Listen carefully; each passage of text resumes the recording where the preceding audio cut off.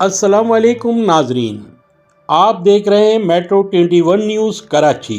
के लिए जाते सारे ट्रैफिक से वो प्योरली सारा पैसा जो है वो कराची का 200 अरब रुपए इस साल कराची के नाम पर जाओ, 1 रुपए नहीं। बता दूसरा तीसरा मत, आप एनएफसी अवार्ड लेते हैं, नीचे प्रूडेंशियल फाइनेंस कमीशन ही नहीं है, नीचे पीएफसी अवार्ड नहीं है, नीचे अगर आज इस वक्त आज की पॉपुलेशन के हिसाब से जो कि सही नहीं है, पाकिस्तान कराची की पॉपुलेशन सिंध की पॉपुलेशन का 37.8% है, तकरीबन 38% है।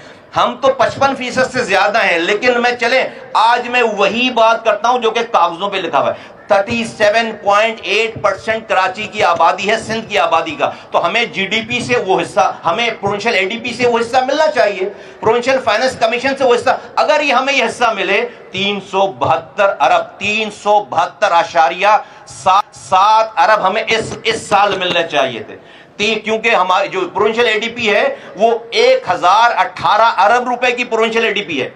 इस साल की जो प्रोविंशियल एडीपी उसका जो है 37.8%, वो 372.7 अरब रुपए बनते हैं। 200 अरब रुपए बनते हैं हमारे आईडीसी के, सेस के, हमारे जो पोर्ट पे हमारे नाम पे जमा हो रहा है, और ओजीटी के, जो ओजीटी है हमारा, जो कि फिक्स डायरेक्ट ट्रांसफर है, जिसको आप कहते हैं फिक्स डायरेक्ट ट्रांसफर, ये कहलाती है डीआरजीओ।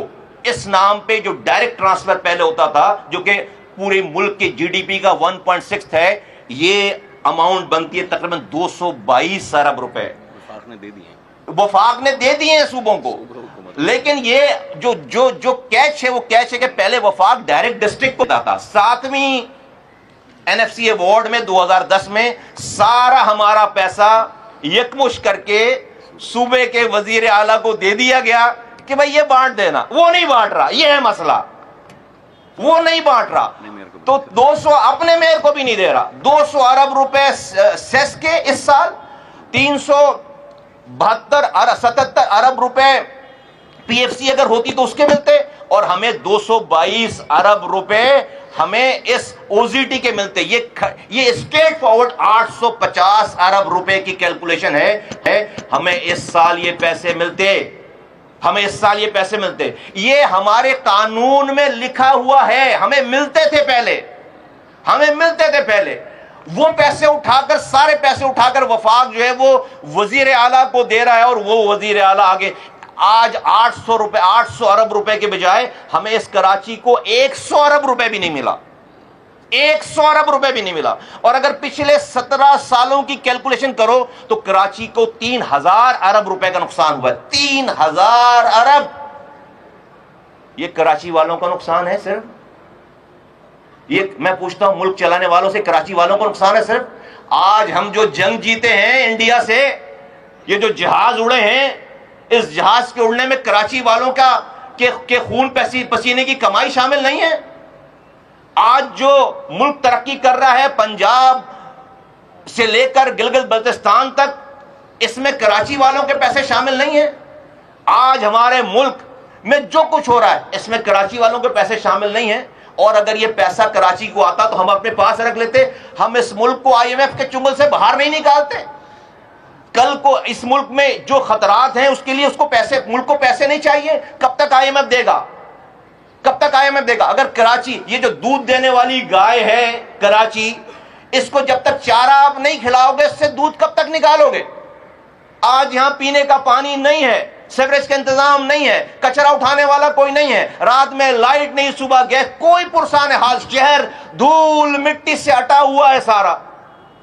इसलिए इस आईनी तरमीम की जरूरत पड़ी है। मेरे पाकिस्तान के, मेरी माओ बहनों बुजुर्गों, कोई शौक नहीं है, सिर्फ अपने हुकूक। जो आज ये लोग कहते हैं कि भाई ये तो सूबाई मसला है, मेरा सवाल है फिर, ये अगर सूबाई सिर्फ, हाँ सूबाई मसला है, लेकिन सूबे भी किसी आइन के तहत चल रहे हैं ना। ये सूबों को ये इख्तियार दिया किसने? आर्टिकल 140A ने। वो आर्टिकल 1, अगर सूबाई सिर्फ मसला है तो आर्टिकल 148 पाकिस्तान के आइन में क्या कर रहा है? वफाक में क्या कर रहा है?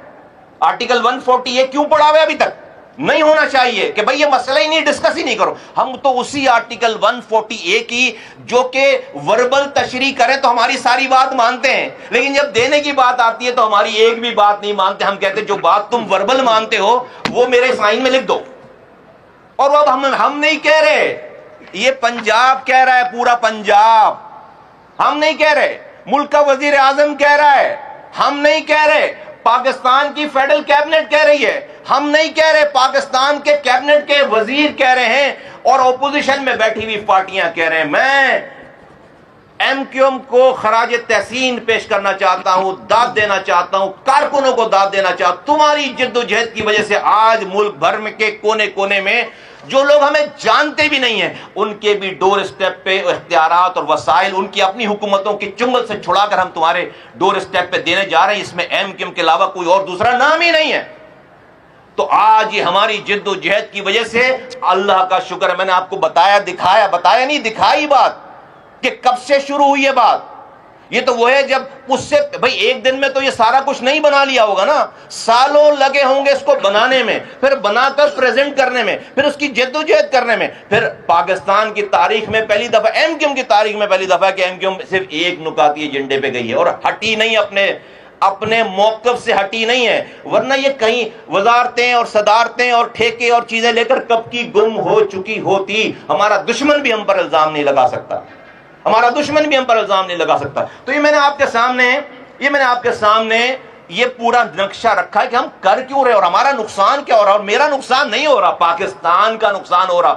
ہم چاہتے ہیں ہم اور زیادہ کمائیں، اپنی پاک فوج کو اور زیادہ مضبوط کریں، اپنی ایئر فورس کو اور زیادہ مضبوط کریں، اپنی بحریہ کو، اپنی بحری فورس کو اور زیادہ مضبوط کریں.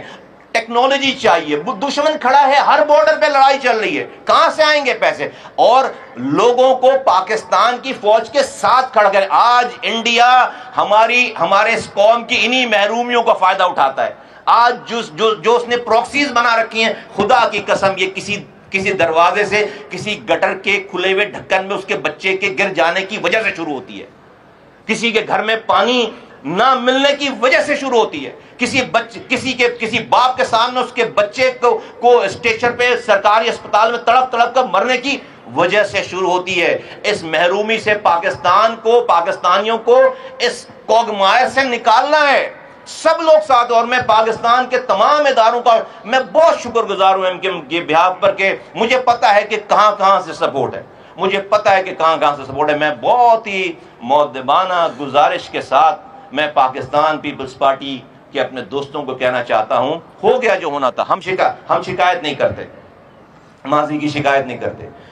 ہم کہتے ہیں کہ آئیے اپنے لوگوں کو بلائیے، کیمرے لگائی، کوئی بند کمرے میں چھپ کر بات نہیں کرتے. آپ جیسے چاہیں، جہاں چاہیں، جس وقت چاہیں آئیے. ہمارا اس میں کچھ بھی نہیں ہے. آپ کا میرا سندھ بھر میں آپ کی حکومت ہے، ڈسٹرکٹ گورنمنٹ بھی آپ کی ہوگی. ہم تو لاڑکانہ کے اختیارات کی بات کر رہے ہیں، ہم تو سکھر کے اختیارات کی بات کریں، ہم تو کشمور کے اختیارات کی، آپ ہی کے لوگوں کے اختیارات. ابھی تو ایم کیو ایم نہیں جیتنے جا رہی لاڑکانہ، سکھر، نواب شاہ، خیرپور، ہم تو نہیں جیتنے جا رہے. تو آپ ہی کے لوگوں کو پورے پاک ہے، اور آپ اس کی چیمپئن بنے. آپ اس 27ویں ترمیم 28ویں ترمیم میں اس لوکل باڈی کے ریفارم کے چیمپئن بنے، جیسے آج آپ 18ویں ترمیم کے چیمپئن بنتے ہیں. اس سے آپ مضبوط ہوں گے. کسی کا نقصان نہیں ہے، سب کا فائدہ ہے. ہاں، جب لاڑکانہ کو اختیارات ملیں گے تو میرے بھی لوگوں کو اختیارات مل جائے. آج تو آپ کا میئر ہے، حیدرآباد میں آپ کا میئر ہے، آج تو ہمارا میئر بھی نہیں ہے. تو ہمیں تو اس سیاست سے کوئی غرض نہیں ہے. پاکستان کے لوگوں کو اختیارات اور اس آئینی ترمیم میں کراچی، حیدرآباد کی، سکھر کی، میرپور خاص، نواب شاہ کی بات نہیں ہو رہی ہے.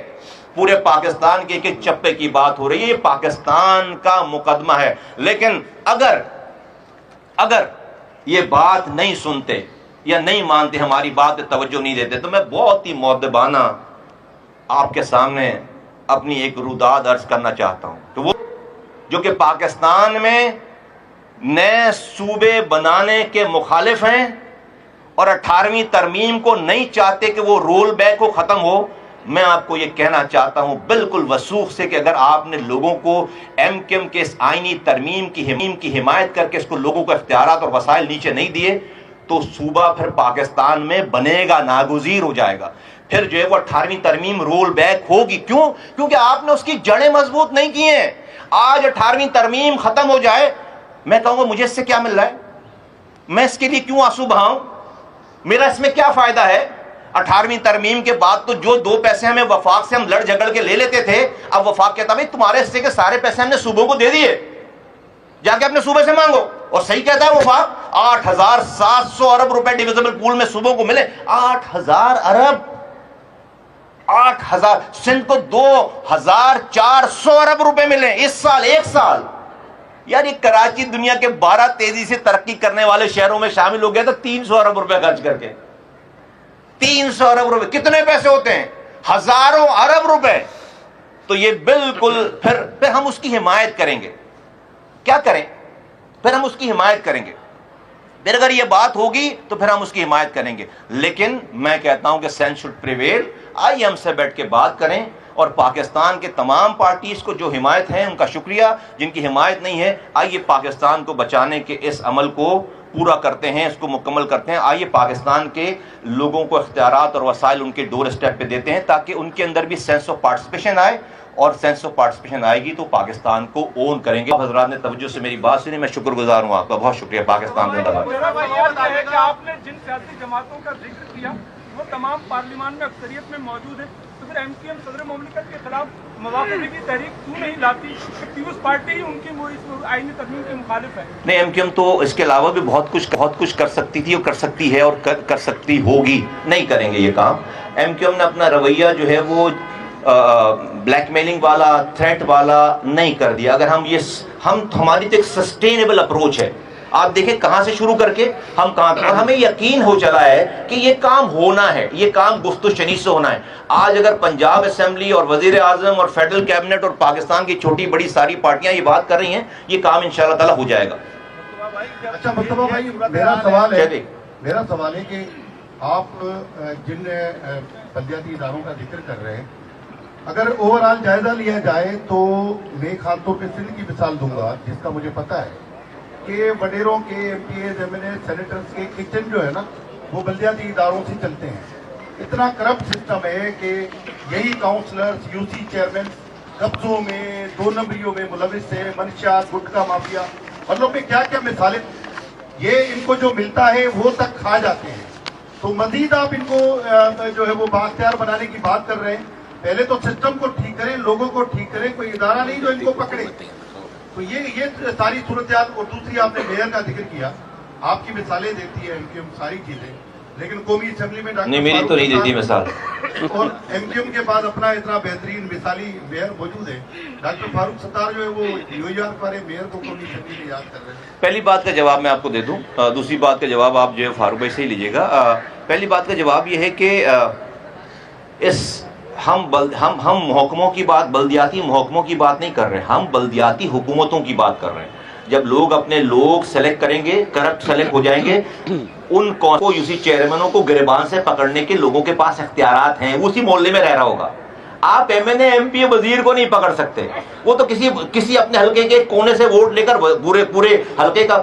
اگلی دفعہ نہیں ہوگا، کیونکہ اس کے بچے بھی وہیں پڑھ رہے ہوں گے جہاں اس ووٹر کے بچے پڑھ رہے ہوں گے. وہ اسی گراؤنڈ پہ رہنے والا ایک عام آدمی ہوگا. اس نظام میں یہ خوبی ہے کہ کوئی بچ نہیں سکے گا، اور کسی نیب کی ضرورت نہیں، آپ کو کسی اینٹی کرپشن کی ضرورت نہیں. اگلی دفعہ لوگ خود اس کا احتساب کریں گے. 10 لوگ جمع ہوں گے، جا کر دروازہ کھٹکھٹائیں گے، گریبان سے پکڑ کے اس کو نکالیں گے جو کرپشن کر رہا ہو. آپ اس کو اختیار دیں تو صحیح نا. تو اگر بھئی آپ اگر اوپر لوگ خرابی پیدا کر رہے ہیں تو آپ اس کا مطلب نیچے کے لوگوں کو اختیار دیں گے نہیں. تو یہ بالکل اس نظام میں ان بلٹ ایسا میکنزم ہے جس میں اکاؤنٹیبلٹی جو ہے وہ خود بخود ہو. یہی تو ہمارا رونا ہے، یہی تو ہم کہہ رہے ہیں بار بار. جی شاید بھی آپ کچھ کہہ رہے ہیں. سرکاری سب پہ بھاری کی بات ہوتی ہے، تو کیا ایم کیو ایم میں بھی جو ہے یہ فقدان لیڈرشپ کا نہیں ہے کہ پیپلز پارٹی تو ایم کیو ایم کو ہر مسئلے پہ اسپیکر کا ووٹ لینے، صدر کا ووٹ لینے پہ راضی کر لیتی ہے، لیکن جو ہے جب ایم کیو ایم کو کچھ دینے کی باری آتی ہے تو پیپلز پارٹی منہ پھیر لیتی ہے. ایسی صورتحال میں 18ویں ترمیم کی بھی ایم کیو ایم نے حمایت کی، لیکن فائدہ کیا ہے کراچی کو اب تک آپ کے وفاق میں بیٹھنے کا؟ شاہد بھائی، ایم کیو ایم کی لیڈرشپ میں قوم کے مسئلے پہ کوئی اختلاف نہیں، اسٹریٹجک ایشو پہ کوئی اختلاف نہیں. ایم کیو ایم کی ورکنگ میں قوم کی، اجتماع کی، کوس کی جب بات ہے